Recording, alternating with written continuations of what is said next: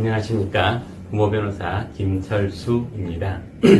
이번 주에는 제가 형사 고소 사건을 대리를 했었는데 안타깝게도 불기소 처분이 됐습니다. 그래서 그런 경우에는 불기소 처분 통지서를 받은 날로부터 30일 안에 항고를 할 수가 있습니다. 그래서 그 사건은 고검에 가서 항고 주임검사님의 다시 판단을 받는데 거기서 이제 다행히 수사가 좀 미진하다, 기소할 가능성이 있다라고 판단하셔가지고 재기 수사 명령을 받은 그런 사건입니다. 이 사건에서는 2019년도에 원청 회사로부터 기성금을 받았는데 원청 회사에서 돈이 급하게 필요하다 그래가지고 기성금 받은 돈을 다시 빌려줍니다.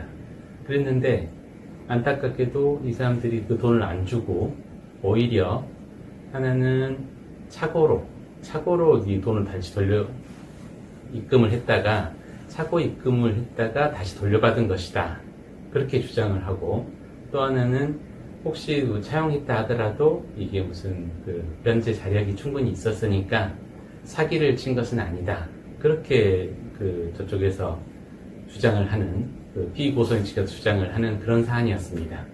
그런데 저희가 처음에 경찰에서 불형치, 그 당시만 해도 혐의 없음 의견으로 이제 이게 벌써 2020년도에 제가 수임했던 사건인데 2년 전이죠. 그때만 해도 이제 불송치 의견이 아니라 혐의 없음 의견으로 송치가 된 사건이었습니다.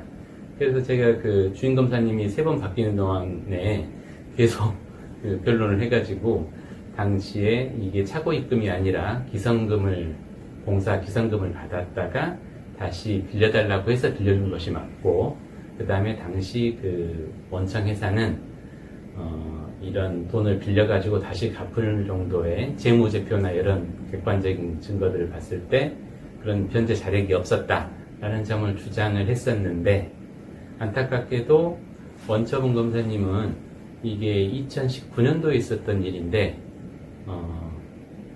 비록 이게 착오 입금을 한 게 아니고 착오 송금을 했다가 돌려받은 게 아니라 기성금을 빌려준 거라는 거는 인정을 하셨지만, 이 회사가 2019년도에 일어났던 일인데 2018년도의 재무제표의 기준으로 봤을 때는 변제 자력이 없다고 볼 수 없다라는 이유로 불기소 혐의 없음 처분을 하신 거예요.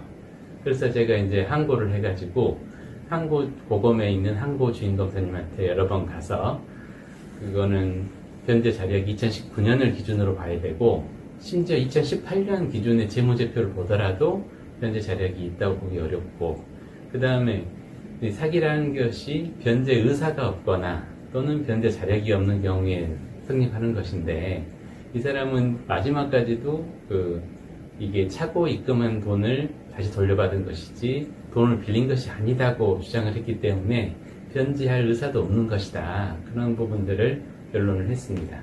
근데 다행히 고검의 항고 주임검사님께서 제2수사 명령을 내려주셔가지고 다시 이제 지검 단위에서 이제 수사를 진행하고 있습니다.